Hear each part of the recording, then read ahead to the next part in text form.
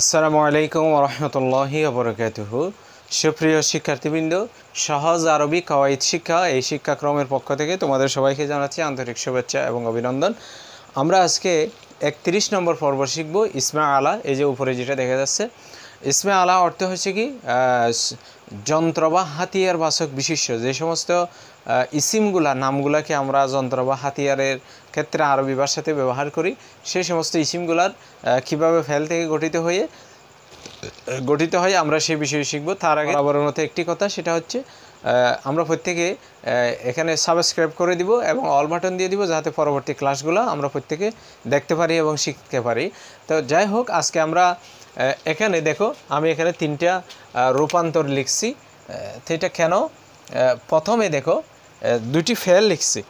এই যে 2টি ফেল, ইয়াফতাহু, একটু লক্ষ্য করো, এরপরে ইয়াল আকু, 2টি ফেল এখানে দেখা যাচ্ছে। তো আমরা জানি যে ইয়াফতাহু মানে খোলা, অর্থাৎ বইয়ের পাতা খোলা, তারপরে দরজা খোলা, অথবা যে কোনো কিছু খুলতে গেলে ইয়াফতাহু শব্দ এই ফেলটা ব্যবহৃত হয়। এরপরে ইয়াল আকু, লাক থেকে, লাক মানে হচ্ছে মানে লাক মানে আরবি ভাষাতে অনেক সময় এটা ওই যে লুকমা বা চেটে খাওয়া, অথবা লুকমা হাত দিয়ে টুকরা টুকরা করে খাওয়া, অথবা এই যে অংশ ছোটো ছোটো করে খাওয়া, এটাকে লাক বলা হয়। ইয়াল আকু মানে সে ছোটো অংশ টুকরো টুকরো করে খায়, এইভাবে অর্থটা ব্যবহৃত হয়। তাহলে 2টাই হচ্ছে ফেল। তো এখান থেকে ইসিমটা কিভাবে আসবে আমরা এখানে আজকে শিখবো। যে কি ইসমে আলার ভিতরে যেহেতু 3টা গঠন হয়, ইসমে আলা অর্থাৎ যন্ত্র বা হাতিয়ার বাচক বিশেষ্যটাকে 3টা ভাগে ভাগ করছে। একটা হচ্ছে ইসমে আলা সুগরা, মানে ছোটো হাতিয়ার বাচক ইসিম বা বিশেষ্য। ইসমে আলা উস্তা, মধ্যম যন্ত্র বা হাতিয়ার বাচক বিশেষ্য। কুবরা, বড় বা বৃহৎ হাতিয়ার বা যন্ত্রবাচক বিশেষ্য। এভাবে করে 3টি ভাগে ভাগ করছে।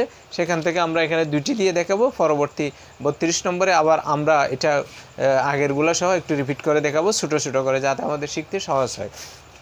তাহলে এবার লক্ষ্য করো, এখানে আমি যেটা লিখলাম প্রথম, ইয়াফতাহু মানে সে খুলছে বা খুলিবে। তা এখান থেকে ইসমে আলা সুগরাটা কীভাবে গঠিত হয়? তো সুগরা গঠনের নিয়ম হচ্ছে, প্রথমে আমরা আলামতে মুদারাটাকে বিলুপ্ত করে, এই যে আলামতে মুদারা বিলুপ্ত করলাম, তদেস্থলে একটি জের বিশিষ্ট মিম আনতে হবে। এবার শেষে লাম কলিমায় 2 ফেস দিয়ে দিলে সুগরা ইসমে আলা সুগরাই শিখে গঠিত হয়। তাহলে দেখো তো এখন কী হয়ে গেছে, মিফতাহুন মানে সাবি। আমরা যে মিফতাহুন সাবি বলি, অর্থাৎ এটাকে আরবি ভাষায় ছোটো যন্ত্র বা হাতিয়ার বাচক বিশেষ্য হিসেবে ধরা হয়।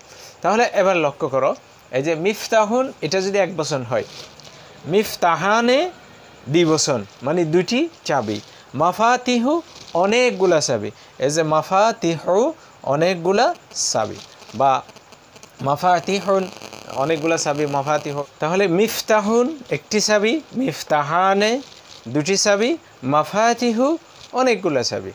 এবার ইসমে আলা উস্তা এর সিগা কিভাবে গঠিত হয় আমরা একটু সেদিকে যাব।